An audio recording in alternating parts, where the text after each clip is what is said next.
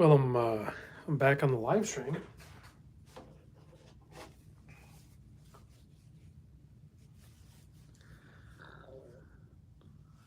Wet Watches says he's waiting. You can just keep waiting there, buddy.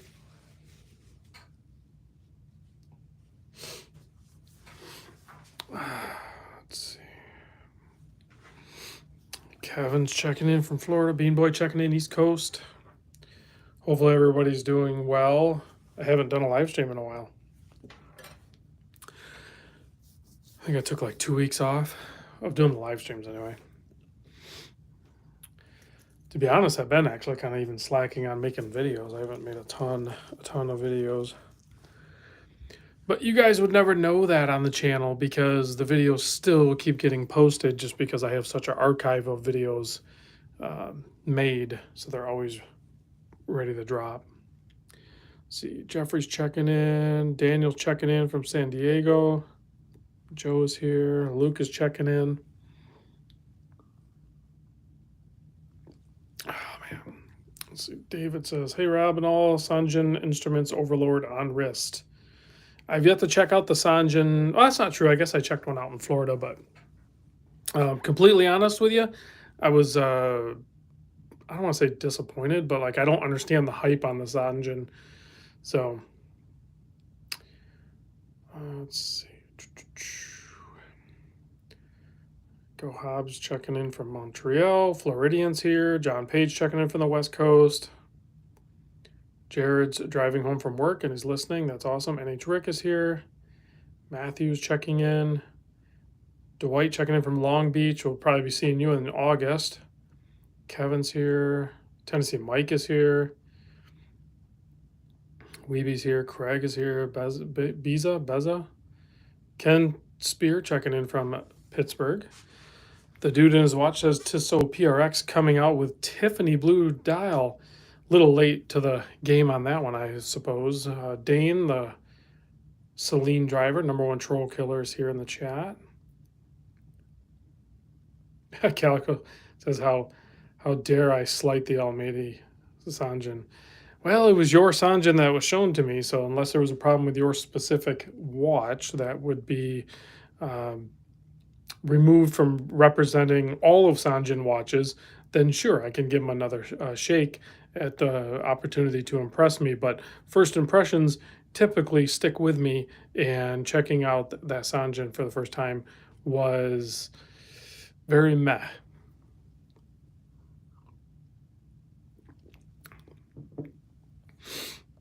Let's see. Craig says best thing on the flight for sure. Floyd says hello. Will Rizzo checking in. Nate Fletcher's here. Today I wore my Fortis F39.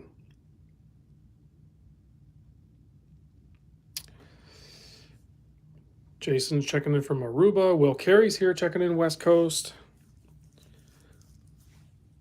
And I still stand by my statement with the F39, F41. I really do think these look better on the leather strap, but they wear incredibly good on the bracelet, on the metal.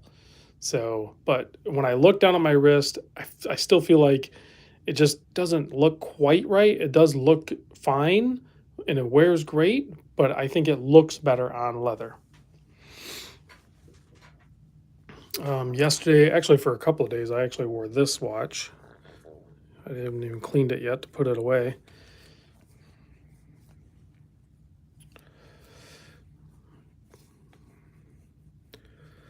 Trying to wear more of my watches. This thing's starting to get a little patina.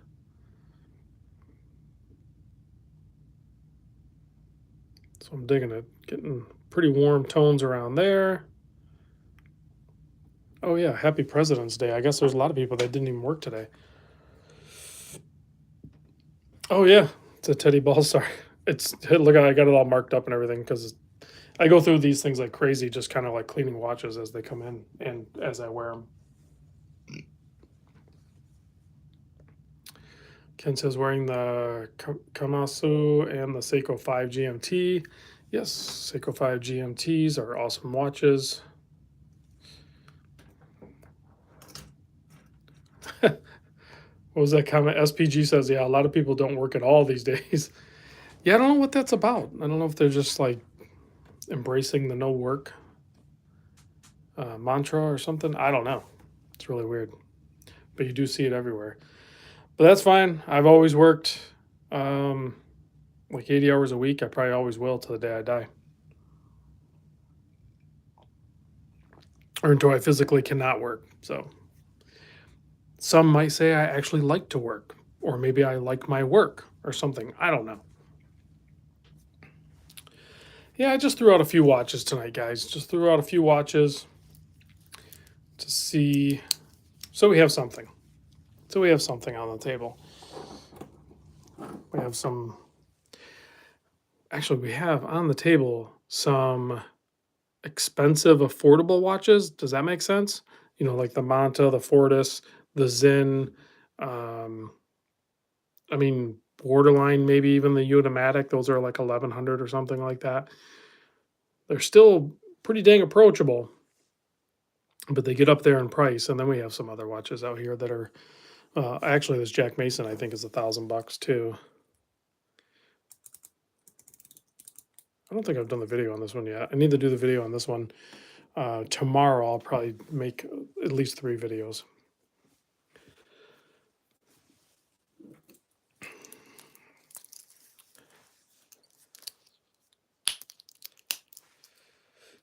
Kevin says the place where I work at, we had buses running today. Yeah, so Kevin helps organize the logistics of making sure people get on the right buses to where they're going and everything like that. It's pretty cool task that he does. Calico says about I'm not reading Calico's. See, Darius says I appreciate that you are handling the watches without gloves.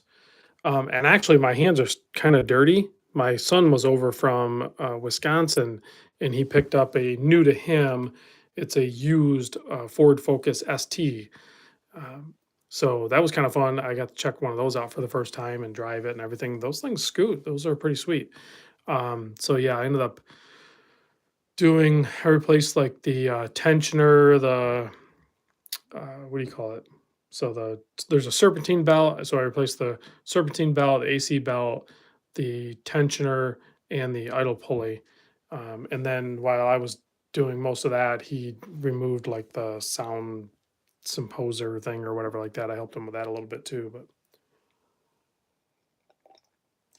yeah, he seems to have found a pretty nice one, all things considered, because a lot of them are junk now. We got a $2 here super chat from Dimitri. Thank you very much. Appreciate it. Rocking the Utah Jazz um, avatar there. So yeah, it was kind of fun. I haven't worked on cars in a long time, to be honest with you, other than doing some brake jobs and stuff like that. So Jared, yeah, he needs to get a short. I mean, he's just kind of starting out, so he doesn't have a whole lot of money, but he'll slowly get the mods going. It's kind. I think it's honestly, I'm almost envious because I miss those days where you bought a car and like you don't have any money left because of the purchase of the car. So every time you build up a little bit of funds to do a simple modification to the vehicle, you appreciate that individual modification more so than like just going ham on the car, like buying it and just going nuts with the mods because you can afford it.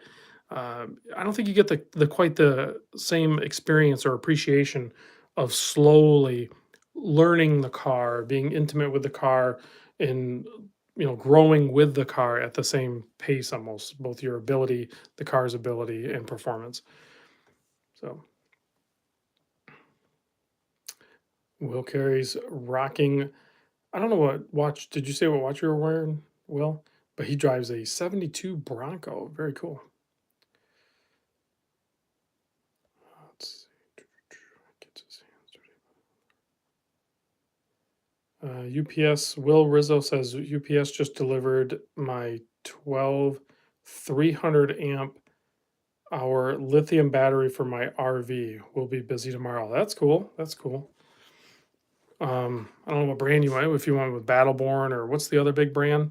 But yeah, there's some great kind of like off-grid options for modifying those RVs. I've researched a lot of that too. I look forward to probably doing something like that eventually in the future as well. Nate Dog's here, checking in a little late. Yeah, you're not that late. Take it slow. Same with the watches. You appreciate them more. 100%, Matthew. That's a very good point, actually. So, what I was talking about modifying the cars, the same can be applied to any hobby and definitely the watch hobby. Um, I kind of messed that philosophy up a little bit. I went a little overboard, but I've been doing this a long time, and this is just a snapshot in time where essentially I've decided to not sell any of my watches for 2023 and see what that looks like.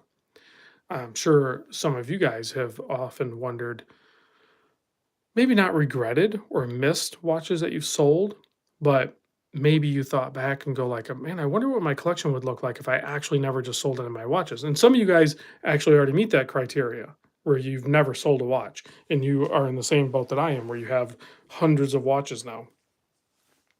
So, hello from San Francisco, Farseed. I don't know if I'm saying your name right. Paul's checking in from Dallas. Ralph says flipper for life. I still am a flipper for life. It's just on hiatus, right? So I'm taking a break from flipping. I'll still sell other people's um, watches. Um, it's funny. My son just texted me. Hold on a second. Let me text him.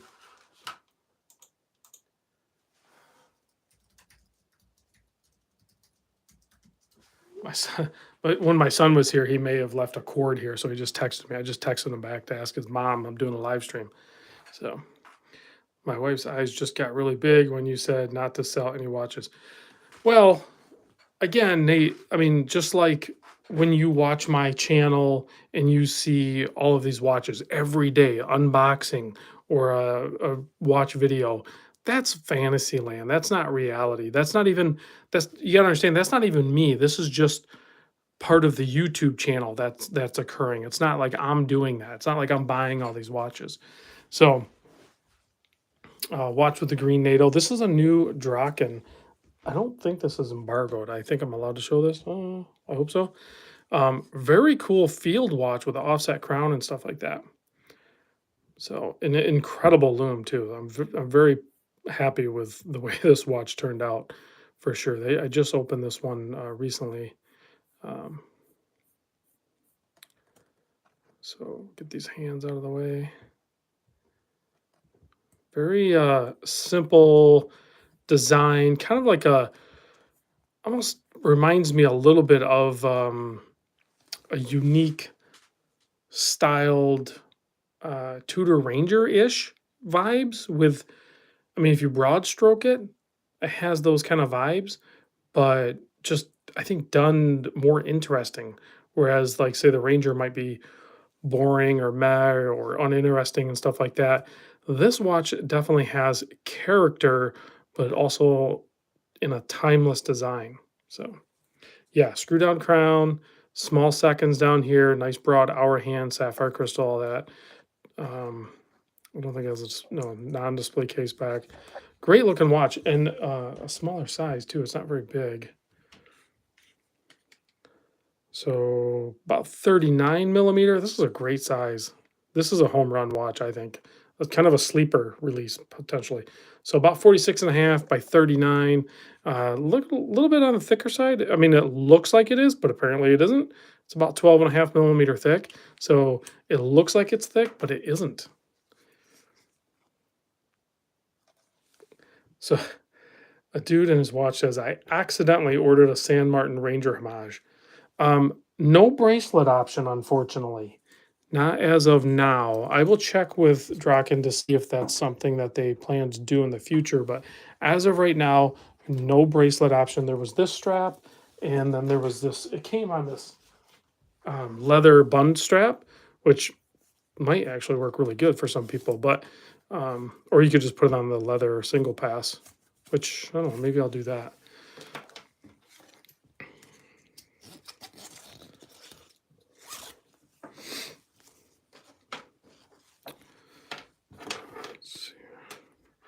Ooh, this might be nice. Just putting it on the leather single pass here. I've been wearing pretty much all my watches. That Fortis is the first watch I've worn probably in like a month on a metal on a bracelet. Everything else I've been wearing has been on strap. Calico says don't break it. Eh, you guys like to see me screw up too, though. Everybody likes to see people screw up. So I think me breaking a watch would be fine.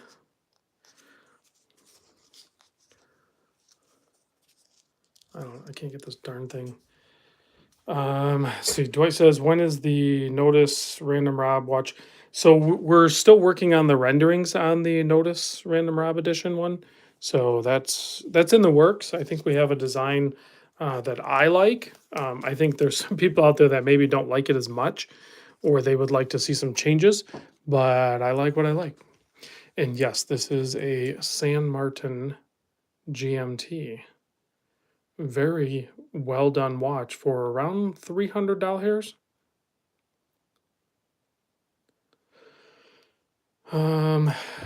Brave Sailor says, let's hold on, back up.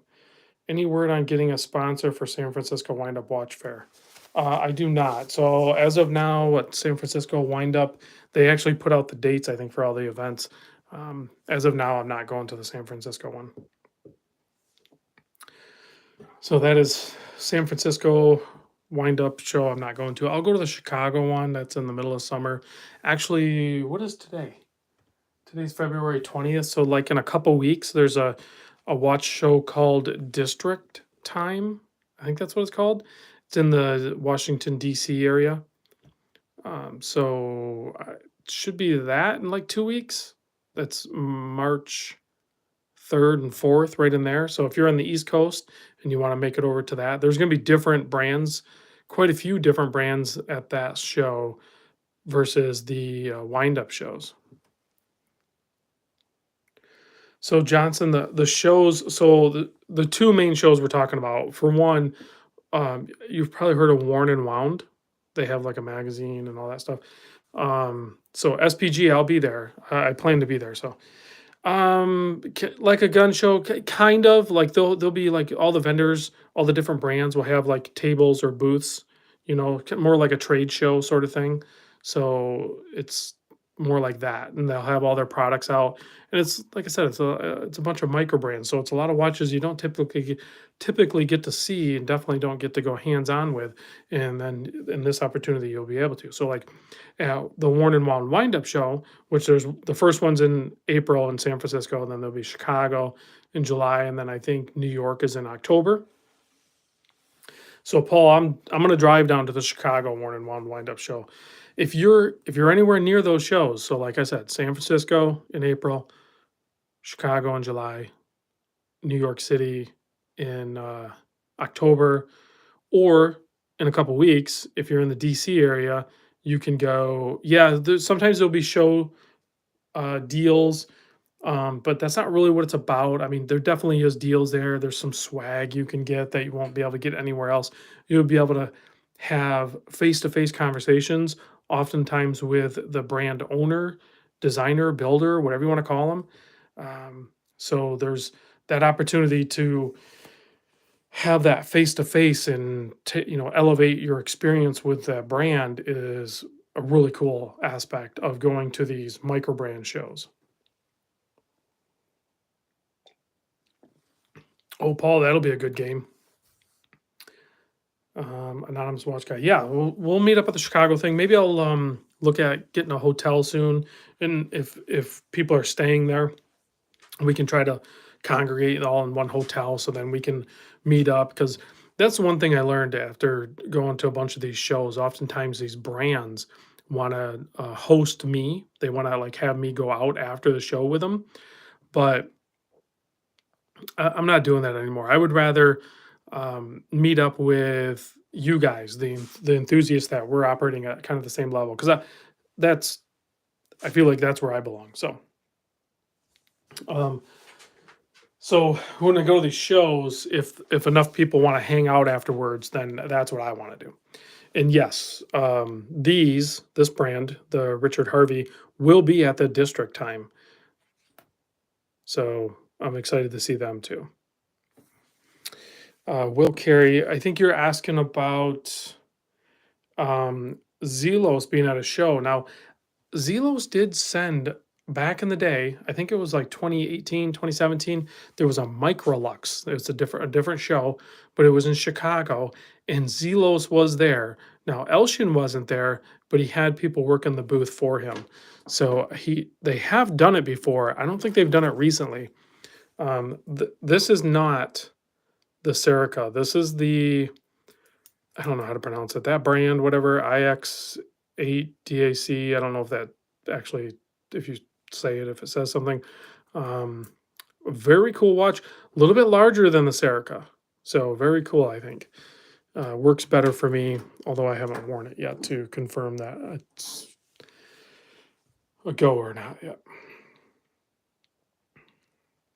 Duna's watch says he hasn't seen a Zelos review in a minute. Yeah, I keep asking them to send me something, but I think they're just, I don't know. Johnson, wonder if Mark or Urban Gentry will go. Mark and TGV were both at the New York wind up show. I did meet Mark, and I know Tristano showed up, I think, Sunday for a little bit, and I already took off, so I didn't get a chance to meet him. So I thought the Serica homage was called I Pose. It's a little confusing. So I forget who it was, but somebody did a really good video explaining what the IPOS or whatever means. So that's like a group. It stands for something. It's initials. Um, oh, Greg Wood said Zelos was at the wind up shows pre-COVID. They haven't been at them since then. So the brand isn't IPOS. That's just part of the group that was involved with designing or something, or and I don't know that they designed it because it's kind of a homage to watch, but yeah, it's not the brand. The brand is the other thing on the back. Let's see here. I am so tired. So if I kind of fade out, guys, I'm sorry. I for some reason I am just so tired. Paul says he thinks Mark at Long Island Watch will be at all windups, from what I heard. Oh, okay, that'd be cool if he's going to go to all of them, San Francisco and Chicago. So I'll still hopefully see him in Chicago because I don't plan on going to New York either.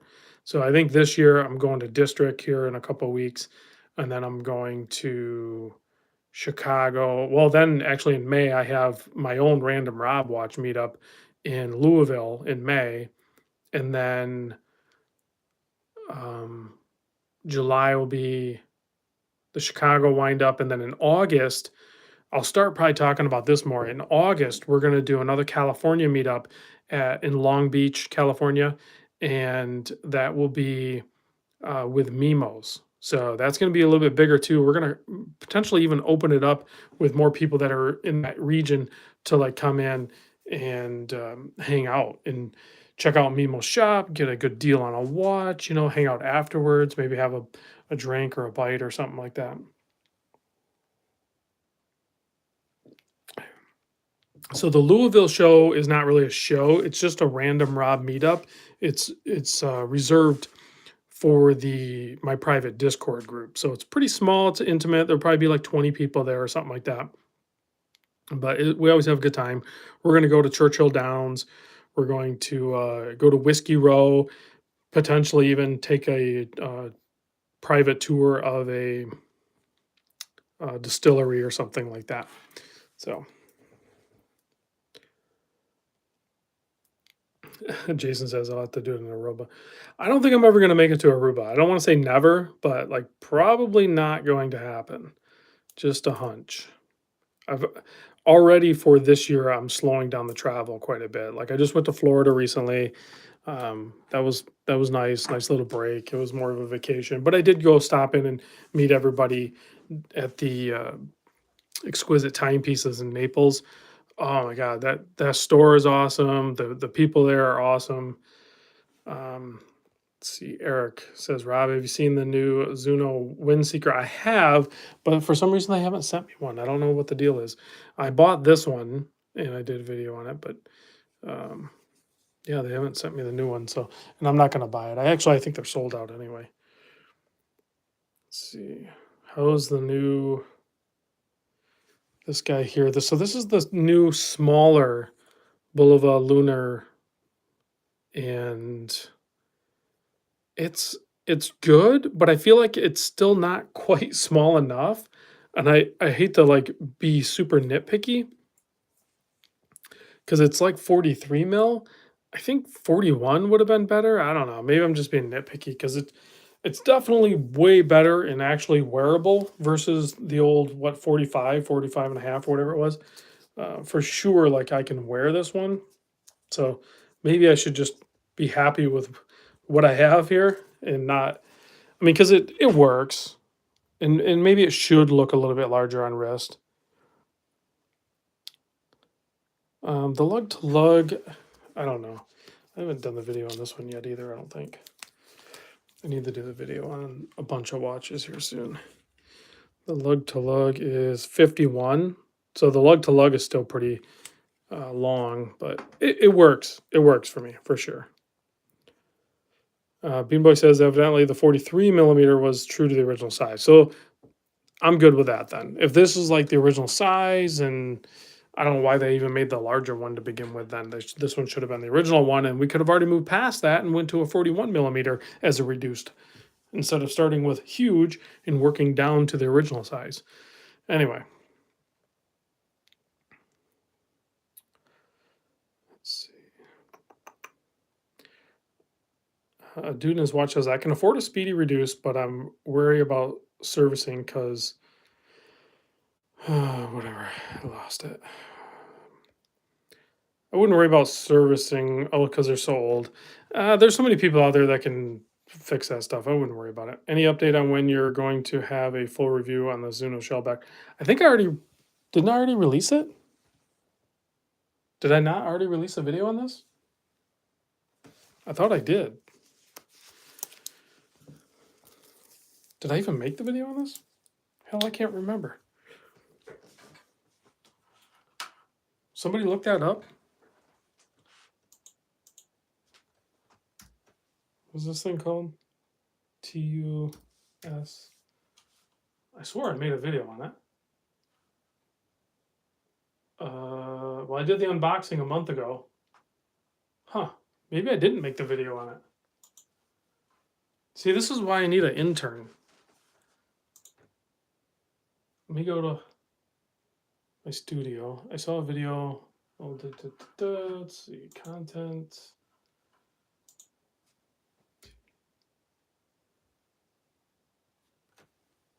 TU. Huh.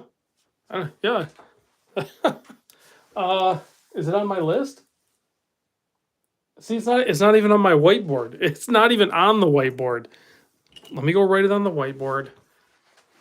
I would have never done it until you guys just said that. I would have just assumed I did it.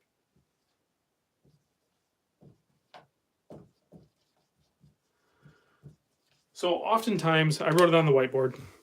So oftentimes when it's a watch that I actually bought, this has happened so many times. When it's a watch that I buy, it gets backburnered so bad because I'm always under pressure to like I mean I just bought the Zen 104 not that long ago. Like I haven't done a video on that. What else? I don't know. Yeah. So when brands send me the watch, like Draken sent me that, Mimo sent me this Bulova, Jack Mason sent me this. Like they're expecting a release within a certain time frame. So those always take priority. And when I buy a watch like this, it just kind of gets backburnered because these guys didn't send me this watch. They're not saying, hey, we need this video posted by this or that or whatever. So when it's my watch, I just whatever. It's a cool watch. I haven't really worn it much. I do really like it though. I'm happy that I bought it. Such is life. Put in the order of the new second hour Saddleberg full loom. What? Put in the order for the new second. Oh, yeah. See, that's another brand I haven't really kept in touch with either. Is Second Hour out of Australia. his intern position open. I kid about the intern position. That bronze Hamilton is beautiful with wear on it. I need to get some wear on it. The leather's getting worn in, but the case isn't showing anything. But I kind of haven't been wearing it a ton either, so I don't think it's warming up. Maybe a little bit. Maybe it's not as quite bright as it was. It's hard to say. I'd have to look back at old pictures or videos.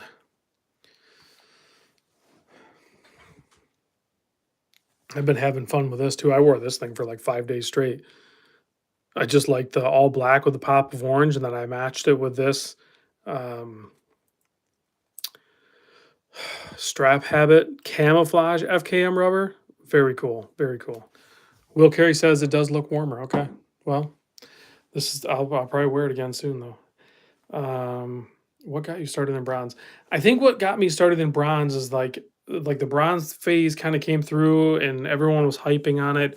So I wasn't. And now that like all that is gone, so all the bronze hype is pretty much gone.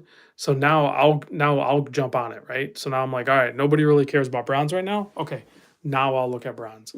So and I love it. I think it's fun. Let's see, Paul says, how the Long Island Watch Titanium is it a good buy? I really like the look of it. The bezel, not amazing. I mean, it works, and oftentimes this happens with titanium bezels, but the bezel action, not good.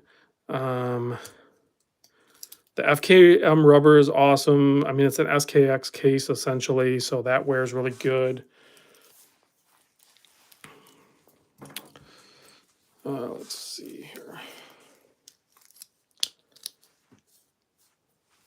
Yeah, I mean, it looks good and wears good on wrist. So I guess my only main complaint would be the bezel action, which, unlike a lot of people I think that are in the dive watches, I really don't fiddle with the bezel that much. Like, it's not a fidget spinner for me. I don't really mess with the bezel. Yeah, Tennessee Mike, 100%. The bezel on the Zodiac titanium is actually amazing. It's got a nice feel to it. It's still not. None of these bezels can compete with the bezel on the Tudor Pelly, though. That bezel is amazing for a titanium watch. NH Rick asked about the Manta. Absolutely love it. I love this colorway. They did a great job with it. I think they could have added this colorway into the main SKU. I don't think they needed to do a limited edition on it, but I think there's still some left. But Manta makes great watches. No doubt about it.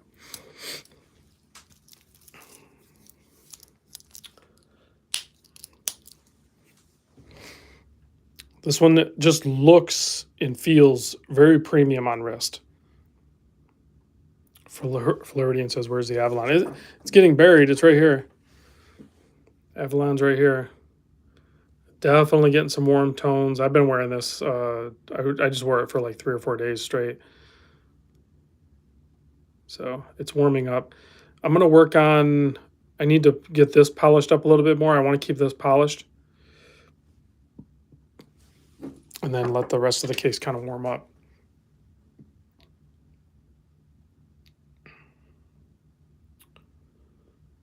Let's see.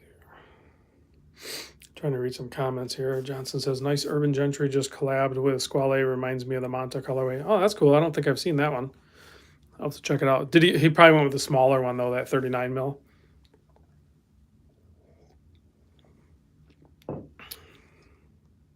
Smell it. No.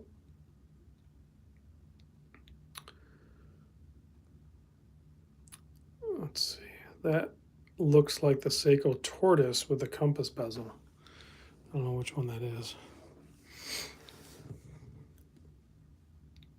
Oh, Dane says it's the 1545. I'll have to check that out. It might actually be a good colorway. It has the maroon and gold. Very cool. Probably already sold out, or did they even release them yet? That with the white face and the orange accents would be awesome. Limited edition. Yeah, yeah, Will Carey, you know it.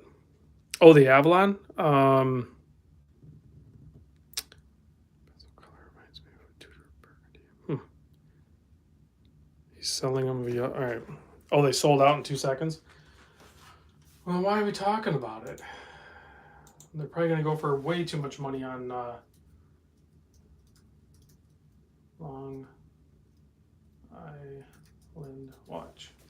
They're probably going to go for way too much money on the secondary market. Let's look it up here. Squale. I'm looking on the website. Bear with me. I should have probably just done the live stream where we could look at the screen together. Maybe next week I'll do that. I don't see it. Why do I not see it?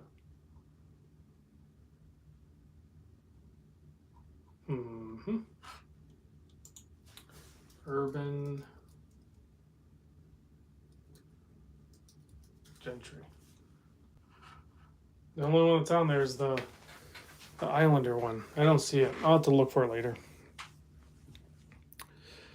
What did you think of the new forged gold G-Shock Square 40? I didn't look into the details on that one, Jason. I did just see it kind of like pop up somewhere, but I didn't get a chance to really look at it, so I don't know what's going on with it. Waiting on the San Martin video. Looks good so far. Now, I did make the San Martin videos, and I did buy those ones myself. That one and this one. And they are good. They're good. For the price point, it's actually legit hard to beat. Pretty crazy. I still don't like it when people will comment on some of my videos where they're like, oh, San Martin's better. It's like, San Martin is not the bar that is set for all other watches to be judged on. San Martin is just a affordable alternative watch. It is not to be all other watches should be based on.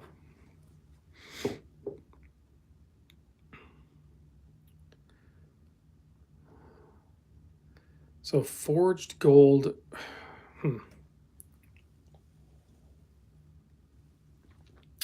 Oh, my glass is empty now. That sucks because we're only like 40 minutes in.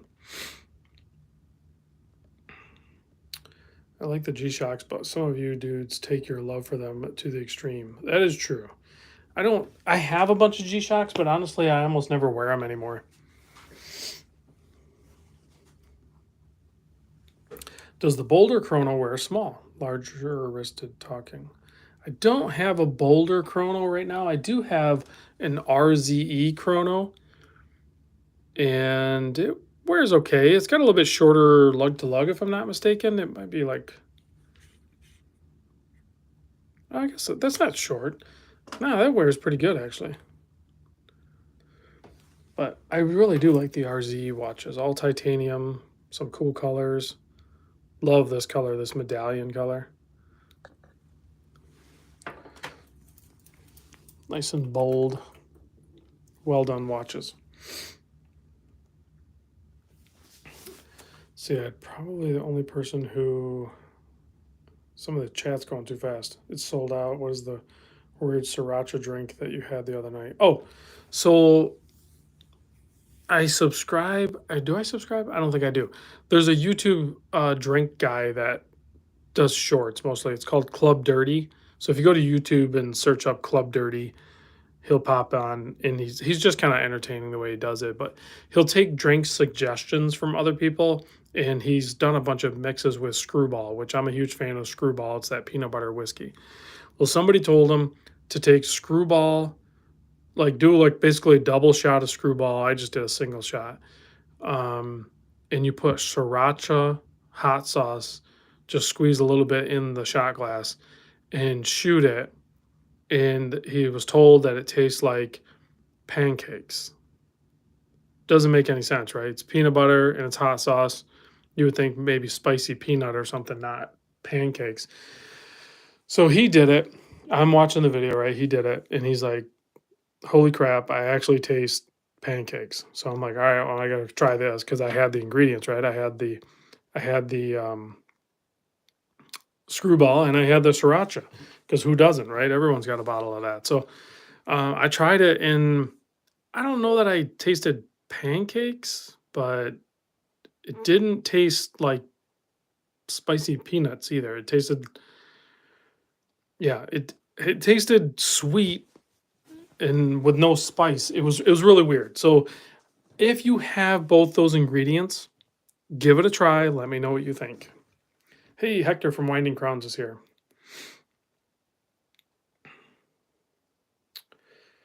Let's see, shortage of sriracha just a couple of months ago. Oh, I didn't know that. I don't go through it that much, so. All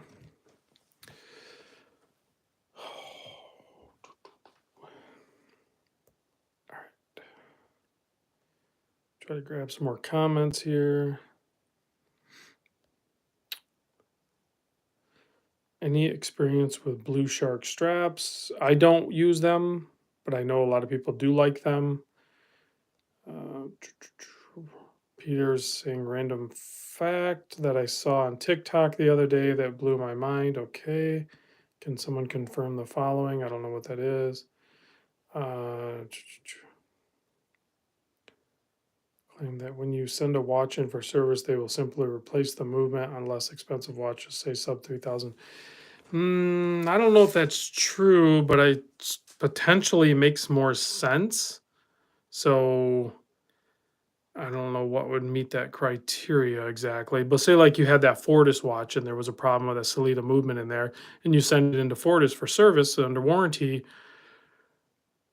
Does it really justify tearing into the movement to try to figure out what it is? Now, if it's the winding mechanism, then sure. If it's an easy diagnosis and it's just like the winding mechanism on a Sellita, which is often the case, that's pretty easy to remedy. That's basically on the top. You basically take the rotor off, and then the winding mechanism is right there. It's like 3 screws. Pop that off, pop a new one on, put the rotor back on, you're good to go. So if it's something like that, I'm sure they would probably just fix it in the watch. But um, if you get anything that's more catastrophic than that, then yeah, maybe they just swap the movement. Because I mean, what is even a higher grade Sellita SW200? Even if you buy a more premium grade one, you're talking at the level that most of these companies are probably buying them at. Like if you and I want to buy them, it's probably $200, but they're probably buying them for 150, 135, something like that, depending on how many they're buying. It's just not worth their time. But that being said, swapping the dial, swapping the hands, everything like that. And they probably, like in Fortis, they got to put their own date disc in there and everything because it's special. So there is still time involved. Greg, I don't know what time those Islanders release. I had to send back 3 watches from Zelos. They just swapped the movements. Yeah. And again, it's really going to come down to what movements are. And I think it's just a time savings thing. And then, because they might take then later on, if they have a watchmaker they have access to, they might take the movement that they pulled out that was quote bad and have that serviced or looked at and diagnosed and repaired. Or maybe they just bin it. I don't know. Mitch is asking, which of your GMTs do you like the best, Rob? I would say, I don't even know what GMTs I have. Well, I think I still kind of really am impressed with the fact that Seiko did this. So I'm still a huge fan of the new Seiko GMT. It's just really dang cool that Seiko did this. I had no idea they were going to do this, and it's, in my opinion, actually a bigger deal than what some people maybe even made it out to be. And now it's just kind of like everybody's used to it and everything, and they just moved on because we expect a lot. This was actually really cool. Both the fact that they did the NH34 and the fact that they put the NH34 in an SKX style case and did a bi-directional friction fit bezel. I mean, this is just really cool. So I think I like that one a lot. Next up would probably be, I really like my affordable, so next up would probably maybe be my RZE.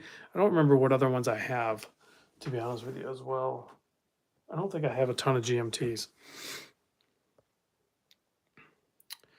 Joe and the Badgers here. Thanks for joining us. Doesn't Swatch Group just make disposable movements? Probably. Yes. Oh yeah, the San Martin's actually pretty cool too, but there's no way that can be a favorite.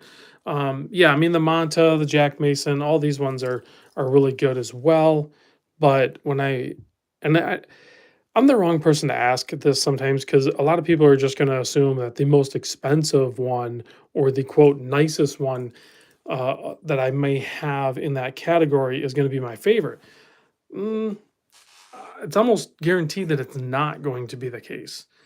So I still, in my heart, like gravitate more towards um, the more affordable, like that peak point where you start to really see diminishing returns. Once you crest after that, it's you now you're just searching out designs or luxury type stuff. So it's not to say that the Manta is not a great watch. Definitely is a great watch, but it's also a pretty expensive watch overall. So for the majority of people out there, they can probably afford one of these Seiko GMTs versus fewer people can afford to pick up one of these Mantas. But that's why they make these in mass quantities and they make these. I think this is limited to like 75 pieces or something. I can't remember how many they made. So it's all relative, I suppose. Did I send back? Oh, no. I forgot. I still have that one too. Hold on. I totally forgot about that one. I think I still need to make a video on this one too. Or did I?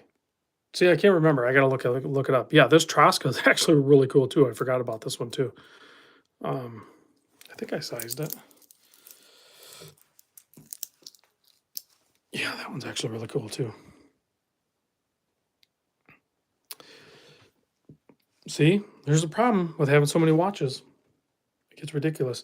It does when I look down at it. It does look like a little bit small for me, but it definitely works. I still have no problem wearing it. It's extremely comfortable with the taper on the bracelet.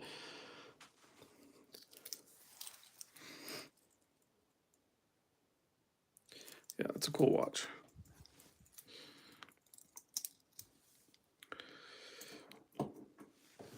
Lots of cool watches.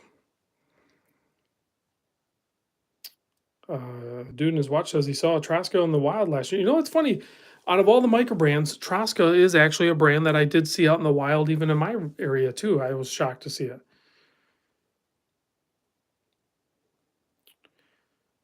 Rob, you hear about the Jack Mason GMT with the Miyota 9075 movement has local jumping hour? Yes. This one? Yes, I have heard about it. Um, oh, I actually have one. So, yes, I definitely heard about it. Nice bidirectional bezel. Does have the 9075.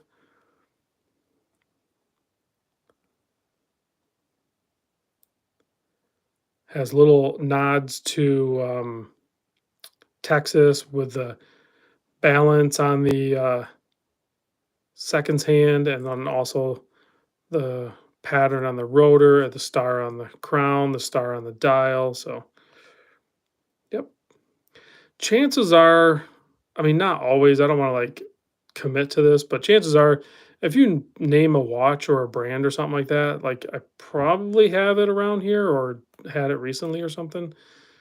That's the whole point of this whole watch library thing I'm doing is I want to have access to all of them. So like when we're talking on these live streams or in a video request or something like that, people might request certain weird, unique comparisons or something like that. I want to be able to do that. You know what I mean? Like if somebody's saying, "Hey, I want to see like the new Trosca GMT next to like a Dorenzo or something," like I want to be able to do that. You know what I mean?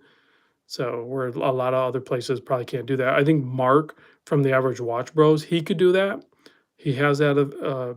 He basically has a watch library, And he does do that oftentimes. He'll bring out a lot of watches in that to compare within those categories. So I just want to be able to do the same thing. Borealis Sea Storm is still around, but it's out on a watch tour right now. I think that watch tour is almost done, so I'll be getting that back soon. So a lot of my watches, when they come in, they go out on tour. Like this Trosco will end up out on tour. Um, the Jack Mason will end up out on tour. The RZE will probably end up out on tour. I don't know. I need to drop more tours. This Deficiano will end up out on tour. This guy here. So this RZE will be out on tour. I might even actually drop this tour here soon. I need to probably drop a couple more tours. Let's see. Anyone lives near Kansas City, I do a meetup and talk watches. That's really cool to connect with people like that for sure. I know obviously they have like the Red Bar events, but you can even do meetups outside of that stuff. You just need to figure out where people live and, meet in a public place so you don't have to worry about any issues. But oftentimes people in our little community here are pretty solid people. I don't think you really need to worry about them. Yeah. Listen, a dude in his watch has Mark at Average Bros has all the Alpinists. Mark has way more watches than you think. I talked to him about it last year when I was in San Francisco. We sat down at a picnic table outside the show and had a good talk. And he's thought about selling watches, but he's not really sure how to do it. And I think he just meets that criteria where he just doesn't want to deal with it. So rather than deal with like unloading or selling any watches, he just stores them. But that's his gig, right? He likes watches. So why the heck not? That's part of fully committing to the hobby. Floyd says when I get that RV, I'll have a traveling watch library. I probably won't own the watch. Well, so I'll probably still always have a home base, but I don't know how long I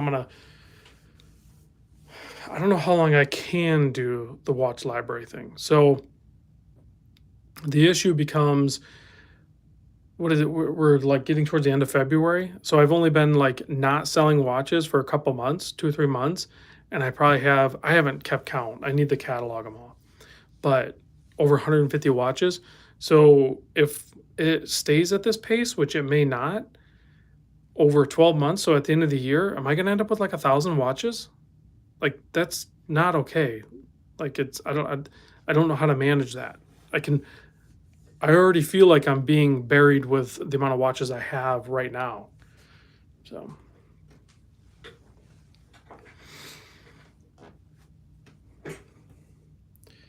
it's going to get interesting real quick. So I definitely need to like spreadsheet it, catalog them, number them, figure out a better storage system, display, whatever. Should be pretty cool at the Louisville meet because I'm going to probably bring quite a few of them. Not quite all of them, but I'll probably bring quite a few of them. So the people that are going to meet up with me in Louisville will have access to go hands-on with all of them. So it's really cool to be able to experience that many watches all at one place.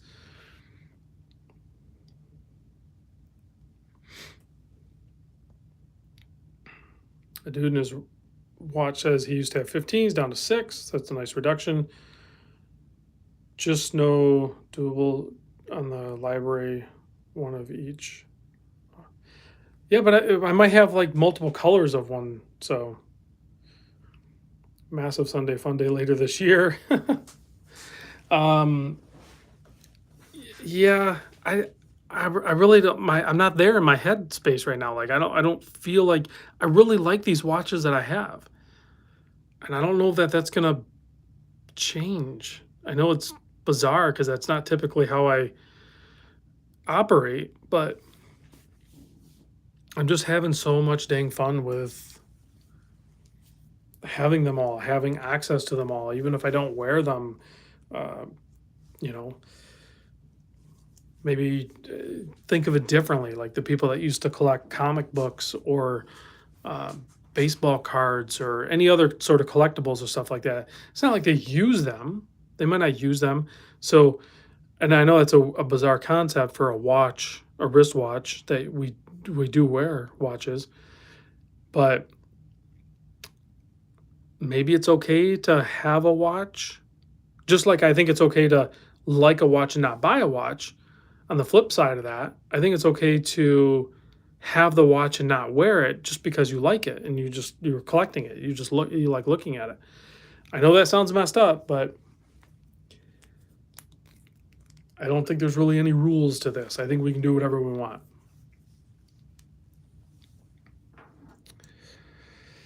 What did Calico say? I try to not read everything here. Let's see. One of my most worn is the cheapest, just like it. See? Exactly. There's no rules to this, Eric. Which leather band is the best on the table? Hammy.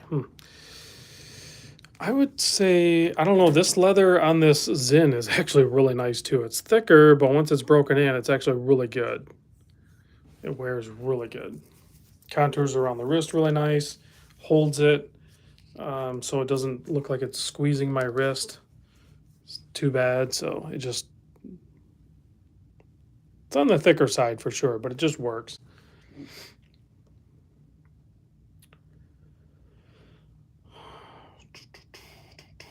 I would go for 1,000 if you can afford it. No rules.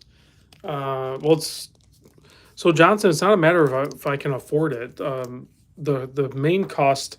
Sure, I'm buying some watches, but a lot of these watches, part of when a micro brand sends me a watch in for video review, the watch, they don't expect to get the watch back. So like the Trosca, that's my watch. I didn't buy that.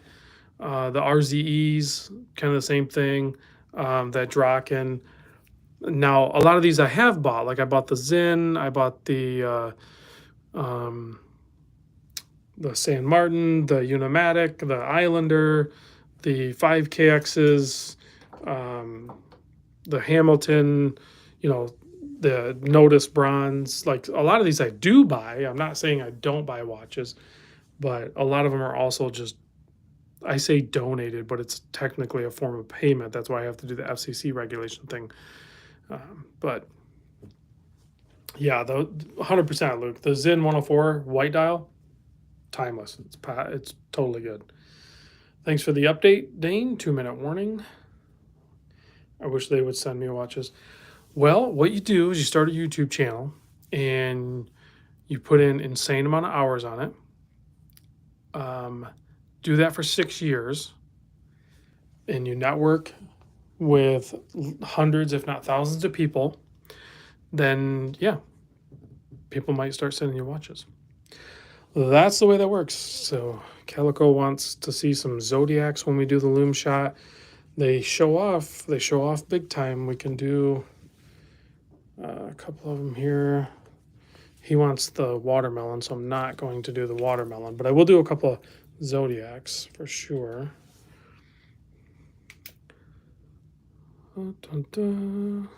There's quite a bit of good Lume. Oh, I love that. So cool. That one's not full loomed. I think we got most of them. All right, so I got like a minute left. We'll still talk. I'll still read a couple comments, but we're going to close out. We're going to let the Lume shot kind of linger a little bit. We want to like get the full experience of the Lume shot. Let me kill the monitor so we get a little bit more darkness. So there we go. So obviously the Zodiacs are going to show off a little bit. These guys are definitely bright.